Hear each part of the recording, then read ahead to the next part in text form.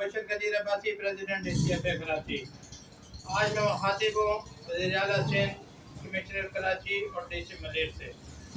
जनाब Ali, base colony में और कराची के दूसरे इलाकों में लाखों जानवर हैं जो दूध देने वाले और गोट मीट वाले।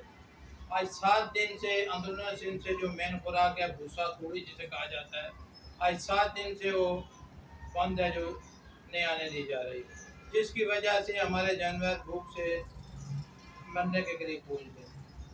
जनाब अली, आज 6 दिन हो गए हैं वाटर बोर्ड ने पानी बंद किया हुआ है, बिजली पहले नहीं है, लोड शेडिंग है।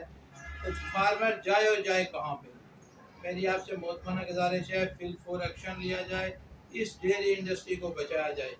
पहले डेयरी इंडस्ट्री बड़े बड़े फार्मर जो है दिवालिया हो चुके हैं।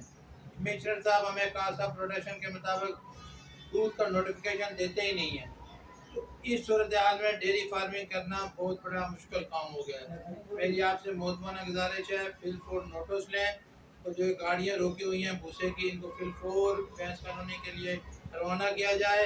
और पानी का जो इशू है, 4 दिन से पानी बंद है, इसे फिल फॉर खुलवाया जाए ताकि ये जानवर प्यासे हैं पानी पी सके, नहीं तो कराची शहर में बहुत बड़ा बुरहान खड़ा हो जाएगा दूध का। मैं उम्मीद करता हूँ कि फिल फॉर आप इस पे एक्शन लेंगे और इन बेजुबान जानवरों की ज़िंदगी बचाएंगे। जज़ाकल्लाह।